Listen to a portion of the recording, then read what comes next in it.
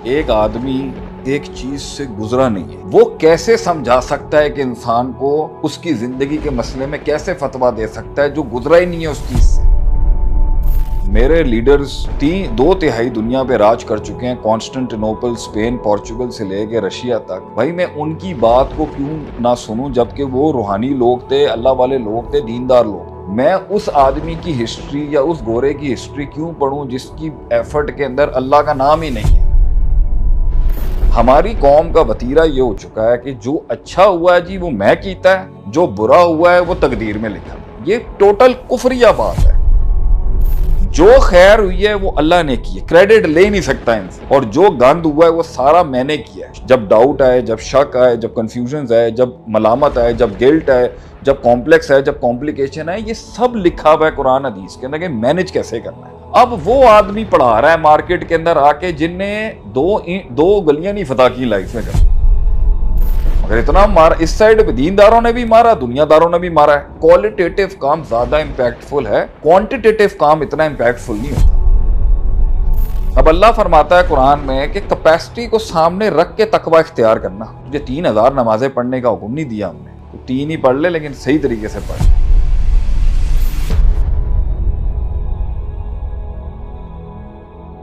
एक आदमी एक चीज से गुजरा नहीं है। एक आदमी ने नबी की तालीम को प्रैक्टिकली अप्लाई नहीं किया। जब वो अप्लाई करने जाएगा तो जमीन हिलेगी, आसमान हिलेगा, लोग हिलेंगे। और जब नबी की एक आयत हदीस को वो प्रैक्टिकली अप्लाई नहीं किया होगा उसने, तो वो उस अल्लाह के नबी की बात की गहराई को कैसे समझ सकता है। वो आदमी जब लोगों को मिंबर पे, मेहराब पर या किसी भी जगह पर दीन पढ़ा रहा हो और वो उसकी प्रैक्टिकल फैसेट्स को नहीं जानता, वो कैसे समझा सकता है कि इंसान को उसकी जिंदगी के मसले में कैसे फतवा दे सकता है जो गुजरा ही नहीं है उस चीज से। वो क्यों बोल रहा है लोगों के अफेयर्स में जिसको पता ही नहीं है कि कहां पर कमजोरी। अब हमारे अल्लाह के दीन ने मुसलमानों को अपनी जिंदगियों में तरक्की करने के लिए और मकाम पर पहुंचाने के लिए कि वो रूहानी तरक्की भी करें, जिस्मानी तरक्की भी करें, इज्तिमाई तरक्की भी करें, इनफरादी तरक्की भी करें, सियासी तरक्की भी करें, अदालती तरक्की भी करें, और जो है वो हर जिहत में तरक्की करें मुसलमान, और इस हद तक कि उसे अल्लाह दिखना शुरू हो जाए। अल्लाह ने उसका एक रोड मैप दिया हुआ है। उस रोड मैप के अंदर खतरनाक उसूल हैं जिंदगी के जो मैंने सुने ही नहीं कभी किसी से। क्योंकि मुझे अप्लाई कर रहा था तो मुझे प्रॉब्लम्स आई, तो मैं क्योंकि गोरे को नहीं पढ़ता, मैं पढ़ता हूँ कुरान हदीस को। मेरा उसी की तरफ रुझान है कि भाई अगर मेरा लीडर जो है पूरी दुनिया पर राज कर चुका हुआ है, मेरे लीडर्स 2/3 दुनिया पे राज कर चुके हैं, कॉन्स्टेंटिनोपल, स्पेन, पोर्चुगल से लेके रशिया तक। भाई मैं उनकी बात को क्यों ना सुनूं, जबकि वो रूहानी लोग थे, अल्लाह वाले लोग थे, दीनदार लोग। मैं उस आदमी की हिस्ट्री या उस गोरे की हिस्ट्री क्यों पढूं जिसकी एफर्ट के अंदर अल्लाह का नाम ही नहीं है। मैं क्यों पढूं उसको भाई। मैं उसके फॉर्मेट पे मैथ्स को, फिजिक्स को क्यों अप्लाई करूं जबकि मुझे अपने ईमान के खोने का डर है। मैं तो हजरत उमर की जिंदगी से भाई उसूल लूंगा ना, जिसने इतनी बड़ी फतूआत की तो अल्लाह को राजी करके रखा। मैं मोहम्मद सल्लल्लाहु अलैहि वसल्लम की जिंदगी को आइडलाइज करूंगा ना, जिन्होंने इतनी बड़ी दुनिया को हर एंगल पे फतह किया, क्लेम किया, डिक्लेयर किया अपने आप को, और अल्लाह की सबमिशन के अंदर भी 1 रुपए का फर्क नहीं आया। तो भाई मेरे लिए तो रोल मॉडल्स वो मेरे बड़े हैं ना, जिनने अपने ईमान की हिफाजत करते हुए दुनिया फतह कर ली। सूफी नहीं थे वो। तो इसलिए जब एक आदमी ने अब देखें, शरीयत कहती है कि भाई तू है अंता फकत अंता, तू एक जिंदगी है, तेरी एक औकात है, अल्लाह के नजदीक एक हैसियत है। अल्लाह तुझे एक जिंदगी है तू, जिससे शक्ल, सूरत, रंग, नस्ल, इलाके, बरादरी, स्टेटस से हट के कह रहा हूं मैं, तू एक जिंदगी है। और तुझसे सवाल किया जाएगा आखिरत में, भाई तूने इस लाइफ के साथ क्या किया, की पुटिया तुसी अपने वजूद दे नाल, what did you do with the existence God gave you. तो वो अगर आगे बैठ के हीले बहाने करेगा तो अल्लाह फिर उसके आगे हुज्जत रखेगा ना, क्या तूने ये नहीं जुमले सुने थे कि इस काम को ऐसे करना होता है, इस काम को ऐसे करना होता है, तो तुझे रिजल्ट्स मिल जाते। हमारी कौम का वतीरा ये हो चुका है कि जो अच्छा हुआ है जी वो मैं कीता है, जो बुरा हुआ है वो तकदीर में लिखा। ये टोटल कुफरिया बात है। It has got nothing to do with Islam. जबकि अल्लाह कुरान में फरमाता है ज़हर अल फसादु फिल बर्रि वल बहर बिमा कसबत अयदिन नास। जो कुछ खराब हुआ है वो तेरे हाथों से हुआ है, और जो खैर हुई है वो अल्लाह ने की। ये उल्टा अकीदा है इस कौम का, इसकी अपब्रिंगिंग, इसका माइंडसेट ही गलत तैयार किया गया।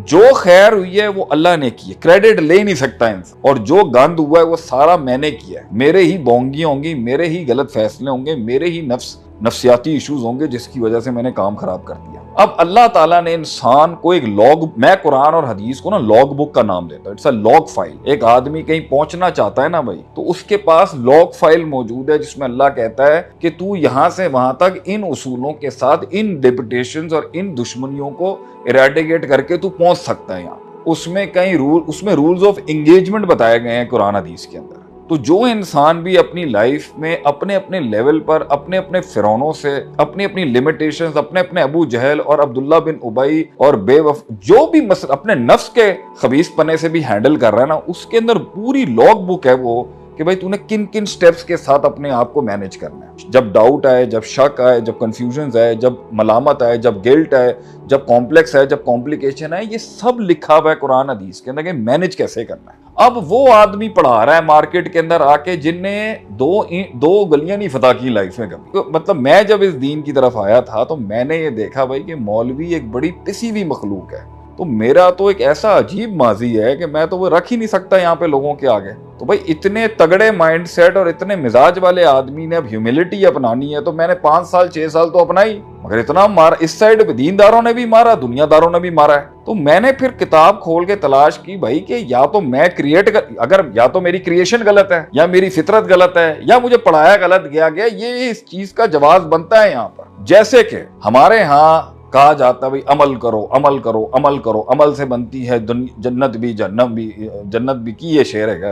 अल्लाह कुरान हदीस में फरमाता है कि मुझे तुमसे कोई लंबी चौड़ी लिस्ट नहीं चाहिए, क्वांटिटी नहीं चाहिए तुमसे, मुझे तुमसे क्वालिटी चाहिए, मुझे तुमसे क्वांटिटी नहीं चाहिए, मुझे तुमसे क्वालिटी चाहिए। हमारे यहाँ लोग समझते हैं कि मैं ज्यादा काम करूंगा तो मैं ज्यादा इंपैक्ट करूंगा। हालांकि अल्लाह फरमाता है कि तू क्वालिटेटिव काम को टारगेट रख के चल, क्वांटिटेटिव उसका जुज हो सकता है, मगर कुल जो है वो क्वालिटेटिव होना चाहिए। क्वालिटेटिव काम ज्यादा इंपैक्टफुल है, क्वांटिटेटिव काम इतना इंपैक्टफुल नहीं होता। क्वांटिटेटिव काम, ज्यादा मिकदार में काम उस वक्त करते हैं जब आदमी के पास कोई चीज नहीं होती, लेकिन टारगेट क्या होता है कि मैं एक लेवल पर उस क्वालिटी पे परफॉर्म करूंगा। क्वालिटी पे परफॉर्म करना मेरा मकसद है, क्वांटिटी पे परफॉर्म करना मकसद नहीं है। सियासत भी क्वालिटेटिव सियासत होनी चाहिए, क्वांटिटी से कभी भी आप क्वांटिटेटिव सियासत, ज्यादा काम करने की सियासत नहीं होनी चाहिए, क्वालिटेटिव काम होना चाहिए। इसलिए अल्लाह फरमाता है कुरान में कि अपनी कैपेसिटियों को एनालाइज करके पंगे लेते हैं लाइफ में। जो आदमी अपनी औकात और हैसियत, अपनी रूहानी कैपेसिटी, अपने बर्दाश्त, अपनी ईमानी ताकत और कुव्वत को एनालाइज नहीं कर रहा होगा किसी पैमाने के अंदर, अब अल्लाह फरमाता है कुरान में कि कैपेसिटी को सामने रख के तकवा इख्तियार करना। जब आदमी अपनी औकात और हैसियत और अपने स्पिरिचुअल टैंक और स्पिरिचुअल कैपेसिटी और रेजिलियंस की पावर को कैलकुलेट किए बगैर किसी जंग में जाएगा ना, किसी के साथ एंगेज होगा, उसे मुंह की पड़ जाएगी आगे से। और फिर उसका सबसे बड़ा लॉस क्या होगा कि वो डाउट में चला जाएगा, अल्लाह ने मेरे साथ नहीं किया, मैंने तो अटेम्प्ट की थी, इधर मुझे मुंह की खानी पड़ गई, इधर मेरे साथ शिकस्त हो गई है, मुझे अल्लाह ने मेरे लिए रास्ते नहीं खोले। नेगेटिविटी, टॉक्सिसिटी, नेगेटिविटी बढ़ेगा आपका। हालांकि बेसिक रूल अप्लाई नहीं किया हुआ कि ला युकल्लिफुल्लाहु नफ्सन इल्ला वुसअहा, अल्लाह किसी इंसान को उतनी तकलीफ नहीं देता जितनी की वो बर्दाश्त नहीं कर सकता। दूसरी आयत फतकुल्लाह मस्ततात, तकवा इस्तात, अपनी इस्तात के मुताबिक तकवा इख्तियार कर। तुझे 3000 नमाजें पढ़ने का हुक्म नहीं दिया हमने, तो 3 ही पढ़ ले, लेकिन सही तरीके से पढ़ ले। इसी तरीके से आप सल्लल्लाहु अलैहि वसल्लम ने फरमाया सबसे अच्छे अमाल कौन से हैं? अदममुहा व इन कल्ला, कम हो